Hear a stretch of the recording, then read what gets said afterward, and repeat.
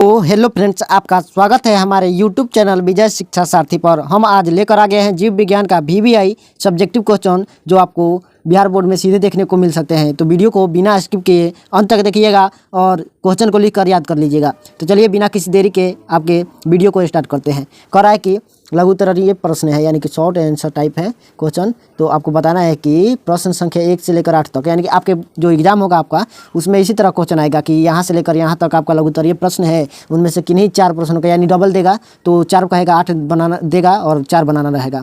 अगर उसको कम करता है तो उसके हिसाब से देगा। तो प्रत्येक प्रश्न के लिए 2 अंक निर्धारित है, यानी कि 4 को क्वेश्चन बनेगा तो 8 नंबर आपका सीधा बनने वाला है। तो वीडियो को बिना स्किप किए अंत तक देखिएगा। तो चलिए, पहला नंबर क्वेश्चन कह रहा है कि एक कोशिकीय एवं बहुकोशिकीय जीवों की जनन पद्धति में क्या अंतर है। यानी एक कोशिकीय जीव किस तरह जनन करते हैं और बहुकोशिकीय जीव किस तरह जनन करते हैं। जनन क्या होता है? जिससे कोई भी जीव अपने समान संतति उत्पन्न करता है तो वह जनन कहलाता है। तो एक कोशिकीय जीव कैसे अपने संतति को उत्पन्न करते हैं? जैसे कि हमारे में हम लोग मनुष्य हैं, तो हमारे जो संतति होता है उसको क्या कहा जाता है? उसको नर या मादा होता है, तो बच्चा बच्ची को बेटा बेटी कहते हैं हम लोग। तो उसी के हिसाब से, यानी कि ये लोग अपने बच्चा बच्ची को कैसे जन्म देता है, तो वो इसी को बताना है। तो उसके बाद है एक कोशिकीय जीवों में जनन और बहुकोशिकीय जीवों में जनन। मतलब हम दिखा दिए हैं कि ए वाला जो भी लिखा होगा वह एक कोशिकीय जीवों में जनन के बारे में होगा और बी नंबर जो भी होगा वह बहुकोशिकीय जीवों के जनन के बारे में होगा। तो चलिए, पहला है ए नंबर में कि इसमें अलैंगिक प्रकार का जनन होता है, यानी कि जो एक कोशिकीय जीव होते हैं उनमें अलैंगिक यानी लिंग का कोई इसमें योगदान नहीं रहेगा, तो अलैंगिक प्रकार का जनन होगा। और बी में है इसमें लैंगिक प्रकार का जनन पाया जाता है, यानी कि बहुकोशिकीय जीवों में लिंग के द्वारा क्या होगा?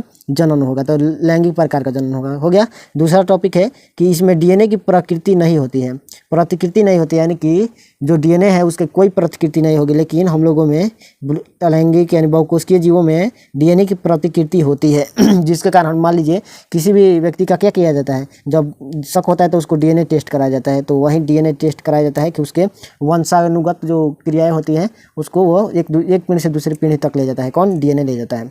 तो इतना तक क्वेश्चन आपको पूरी तरह से समझ में आ गया होगा। तो चलिए अगला पर चलते हैं। पौधों में गैसों का आदान प्रदान कैसे होता है? दूसरा नंबर क्वेश्चन है। तो हम लोग लिखेंगे एक कोशिकीय एवं सरल जीवों में गैसों के आदान प्रदान हेतु खास अंग नहीं होते हैं, क्योंकि उनका सारा शरीर पर्यावरण के संपर्क में रहता है। लेकिन बहुकोशिकीय जीव एवं जटिल जीवों की सारी कोशिकाएं अपने पर्यावरण के सीधे संपर्क में नहीं रह पाती है। इन बहुकोशिकीय वाले जीवों में गैसों का आदान प्रदान हेतु परिवहन तंत्र के द्वारा होता है। यानी कि आपको कह रहा है कि एक कोशिकीय जो भी जीव है, जो मान लीजिए एक ही कोशिका से बना है, तो वह जीव ऐसा होगा जिसका कोई खास अंग नहीं होगा। मान लीजिए सांस लेने के लिए उसके पास नाक नहीं होगा या कुछ भी नहीं होगा, उसके पास आदान प्रदान करने के लिए कोई भी खास अंग नहीं होता है, क्योंकि उनका सारा शरीर यानी जो भी शरीर है वो किसके संपर्क में रहेगा? सीधा पर्यावरण के संपर्क में रहेगा। तो उसके बाद है कि बहुकोशिकीय जीवों की जटिल संरचना, यानी हम लोग जो भी है, हम लोग का संरचना जो है वो जटिल है। एक तरफ पैर रहेगा, एक तरफ हाथ रहेगा, एक तरफ मुँह रहेगा, ये सब बनाया गया है, तो वो जटिल संरचना है। तो ये सीधे संपर्क में नहीं रह पाते हैं। देखते हैं कभी हमारा नाक या मुँह एकदम वायुमंडल के संपर्क में रह जाएगा? नहीं रह पाएगा। अगर नाक को बंद कर दीजिए तो आप सांस नहीं ले पाएंगे। क्यों? क्योंकि वह पूरा शरीर हमारा जो भी शरीर है वह पर्यावरण के सीधे संपर्क में नहीं है, नाक के द्वारा संपर्क में है। तो हमारे बहुकोशिकीय जीवों में गैसों का आदान प्रदान है तो परिवहन तंत्र, नाक क्या है? एक परिवहन तंत्र है जिसके द्वारा हम लोग सांस ले पाते हैं। और जो पौधे होते हैं उनमें गैसों का आदान प्रदान रंध्र होता है, एक रंध्र, याद रखिएगा, रंध्रों के द्वारा इसमें गैसों का आदान प्रदान होता है, उसके खास होता है। तो चलिए आगे बढ़ते हैं।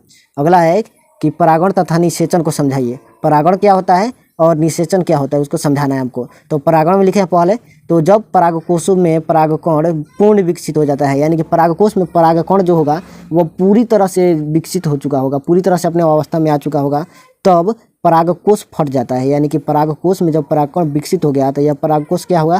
फट गया। और फटने के बाद क्या हुआ? यह परागकण बिखर जाते हैं। यानी कि ये मान लीजिए एक थैला में रखे हैं और थैला फट गया, तो जो भी उसमें सामान रखे होंगे वो तो बिखर जाएगा। तो वही हो रहा है यहाँ पे, परागकण क्या होगा? बिखर जाएगा। और विभिन्न माध्यमों जैसे हवा, अगर हल्का होगा तो क्या होगा? हवा उड़ा ले जाएगा उसको। जल अगर बह रहा है पानी, तो पानी उसको बहा ले जाएगा। कीट पतंग खा लेंगे आदि द्वारा जायांग के वर्तिकाग्र पर पहुंचते हैं। यानी कि जो ये परागकण होगा या कहाँ पहुंचेगा? जायांग के वर्तिकाग्र पर पहुंचता है। इस प्रक्रिया को परागण, या परागकण नहीं होगा, परागण कहा जाता है। क्या कहा जाता है? परागण कहा जाता है। तो इतना आप लोगों को पूरी तरह से याद कर लेना होगा। उसके बाद है निषेचन। निषेचन क्या है? कि नर और मादा युग्मकों का संलयन अथवा संयुक्त होना निषेचन कहलाता है। यानी कि नर युग्मक क्या होता है? तो शुक्राणु होता है, और मादा युग्मक क्या होता है, तो अंडाणु होता है। जब अंडाणु और शुक्राणु दोनों मिलते हैं तो उस क्रिया को क्या कहा जाता है, तो निषेचन कहा जाता है। वहीं दो नर युग्मकों का दो मादा युग्मकों से संयुक्त होना दोहरा निषेचन कहलाता है। यानी कि मान लीजिए दो पुरुष के शुक्राणु है और दो अंडाणु से मिल गया, दोनों अंडाणु एक आपस में क्या हो गए, मिल गए, तो इसे क्या कहा जाएगा, दोहरा निषेचन कहा जाएगा। तो इतना आपको समझ में आ गया पूरा तरह से। तो चलिए आगे बढ़ते हैं। उसके बाद है अगला कि डीएनए तथा आरएनए में दो अंतर लिखें। आपको डीएनए में और आरएनए में दो अंतर लिखना है। तो लिखेंगे डीएनए और आरएनए में अंतर निम्नलिखित है। तो क्या होगा, ए में डीएनए है, बी में क्या है, आरएनए है। तो हम लोग को बताना है ए वाला जो भी होगा वह डीएनए के बारे में होगा और बी वाला जो भी होगा वह आरएनए के बारे में होगा। एक तरफ आप लोग इस तरह भी लिख सकते हैं, इधर डीएनए लिख दीजिए और इधर आरएनए लिख दीजिए, इस तरह भी कर सकते हैं। तो हमको जगह नहीं मिला था इसलिए हम इस तरह कर दिए हैं। तो चलिए यह क्या है, यह अनुवांशिक गुणों के असंगत होने को नियंत्रित करता है। यानी जो भी अनुवांशिक गुण है, जैसे कि पिता का गुण बेटे में आ गया तो वो किसके कारण होता है, डीएनए के कारण होता है। लेकिन कोशिका में प्रोटीन बनाने का नियंत्रण करता है। यानी कि यह अनुवांशिक गुण है डीएनए, उसको भेजता है, और आरएनए जो होता है वह कोशिका में क्या बनाता है, प्रोटीन बनाता है, जिसको आप लोग बाहर से भी खाते हैं प्रोटीन का डब्बा, तो वही प्रोटीन को बनाने का काम करता है ये आरएनए। उसके बाद है न्यूक्लियोटाइड में डीऑक्सीराइबोज शर्करा होती है। यानी न्यूक्लियोटाइड में, यानी डीएनए में जो होती है न्यूक्लियोटाइड, वो डीऑक्सीराइबोज शर्करा होती है। डीऑक्सीराइबोज क्या होती है, शर्करा होती है। लेकिन जो आरएनए होता है उसमें न्यूक्लियोटाइड में राइबोज शर्करा होती है। देखिए इसमें केवल राइबोज शर्करा हो रही है और इसमें डीऑक्सीराइबोज शर्करा हो रही है, दोनों एक दूसरे का अंतर है। तो उसके बाद है तीसरा नंबर की डीएनए केवल एक ही रूप में मिलता है। मान लीजिए डीएनए है तो केवल डीएनए लिखा, कहीं मिलेगा तो डीएनए मिलेगा। लेकिन आपको आरएनए जो है वह एमआरएनए, टीआरएनए एवं आरआरएनए के रूप में भी मिल सकता है। यह तीन रूपों में पाया जाता है। क्या है, तो एमआरएनए, टीआरएनए एवं आरआरएनए। उसके बाद है 5वां नंबर क्वेश्चन देखते हैं। 5वां नंबर क्वेश्चन है कि समजात और समवृत्ति अंग से आप क्या समझते हैं। समजात अंग और समवृत्ति अंग से आप क्या समझते हैं। तो पहले समजात अंग की परिभाषा देख लेते हैं। विभिन्न जीवधारियों के ऐसे अंग जो उत्पत्ति के आधार पर एक समान होते हैं, भले ही उनके कार्य भिन्न भिन्न हो, समजात अंग कहलाते हैं। जैसे कि पैसिफ्लोरा पौधे के प्रतान और बोगेनविलिया के कांटे भी समजात अंग के उदाहरण हैं। यानी कि अगर आपको समजात अंग के उदाहरण भी पूछेगा तो ये दोनों को लिख दीजिएगा। ये दोनों का, इसका कांटा और इसका पौधा का प्रतान, दोनों क्या होता है, एक ही समजात अंग होता है। अब मान लीजिए हम लोग का हाथ जो बना है, हाथ वह क्या है, हाथ और चिड़िया का जो डायना होता है वो क्या है, समजात अंग। क्यों, क्योंकि दोनों का काम है अलग अलग लेकिन कार्य भिन्न है, लेकिन उत्पत्ति एक ही था। उत्पत्ति का कारण था कि वो चल सके, चलने का काम कर रहा था। तो हम लोग को बाद में विकसित हो गया, हम लोग खड़े हो गए और हमारे हाथ जो है वह उसका काम अलग हो गया। तो कार्य तो भिन्न भिन्न हो लेकिन उत्पत्ति का कारण एक हो, समान आधार हो। उत्पत्ति यानी कि जो भी भगवान बनाए हैं उसको समान बनाए हैं एकदम। जैसे कि कुत्ता हो गया तो कुत्ता का अगला पैर, हम लोग का हाथ क्या हो गया, समजात अंग हो गया। उसके बाद है समवृत्ति अंग, यानी भिन्न भिन्न जीवधारियों के ऐसे अंग जो कार्य में तो समान होते हैं परंतु उत्पत्ति में एक दूसरे से बहुत भिन्न होते हैं, समवृत्ति अंग कहलाते हैं।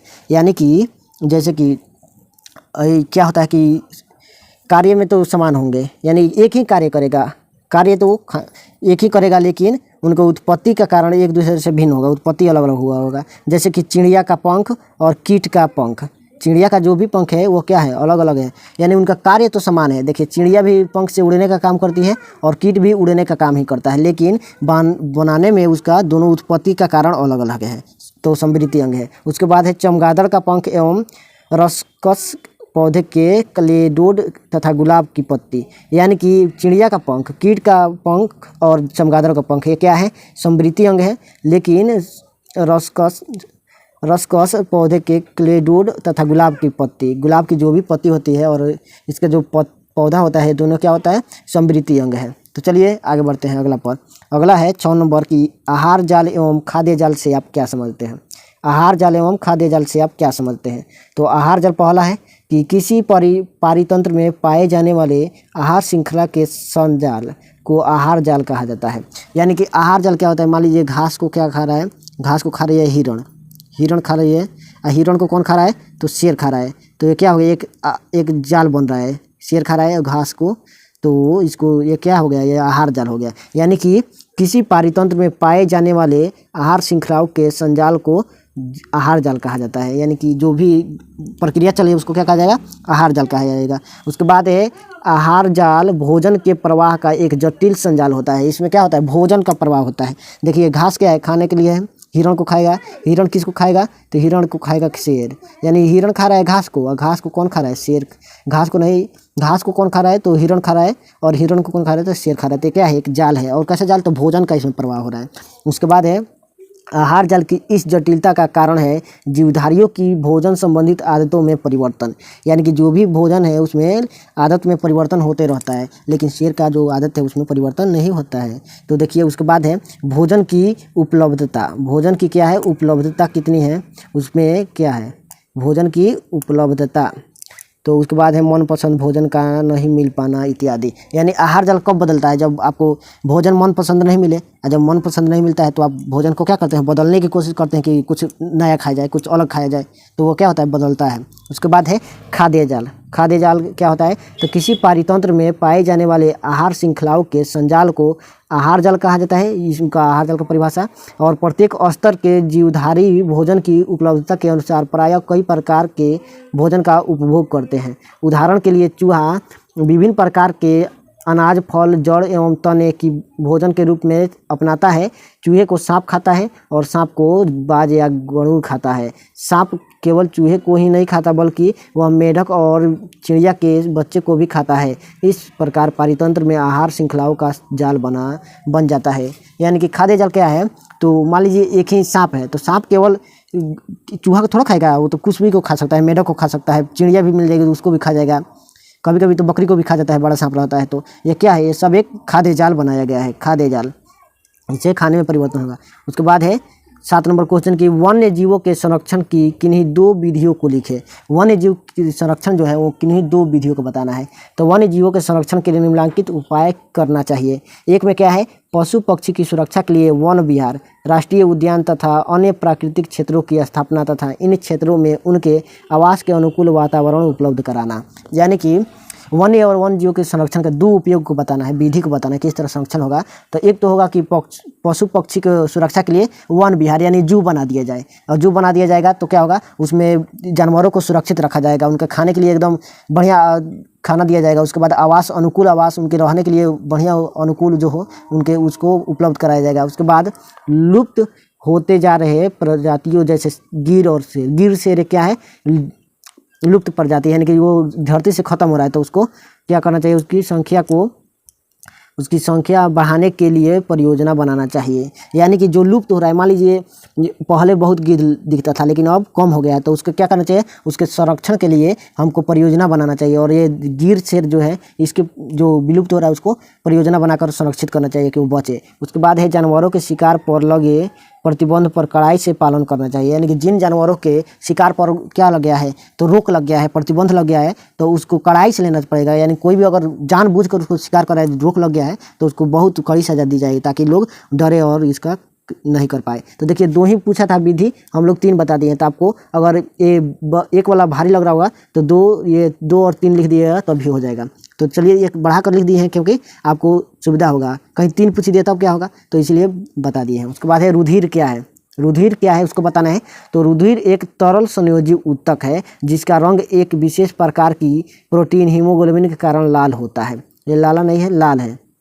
क्या है? लाल होता है। यानी कि रक्त, रुधिर मतलब क्या होता है? रक्त यानी खून, जो भी खून है। तो रुधिर एक तरल संयोजी ऊतक है। कैसा ऊतक है? तरल मैंने कैसा? पानी के जैसा तरल द्रव के आकार का, और ये क्या है? द्रव के आकार का है, और संयोजी ऊतक है यानी कि ऊतकों का संयोजन है। उसके बाद है एक प्रकार की प्रोटीन हीमोग्लोबिन, इसी के कारण लाल होता है। खून किसके कारण लाल होता है? अगर आपको ऑब्जेक्टिव में भी पूछेगा तो आपको बता देना है कि हीमोग्लोबिन के कारण खून लाल होता है। तो आपको वीडियो अच्छा लगा तो चैनल को सब्सक्राइब करके अपने दोस्तों के पास शेयर कर दीजिएगा। धन्यवाद।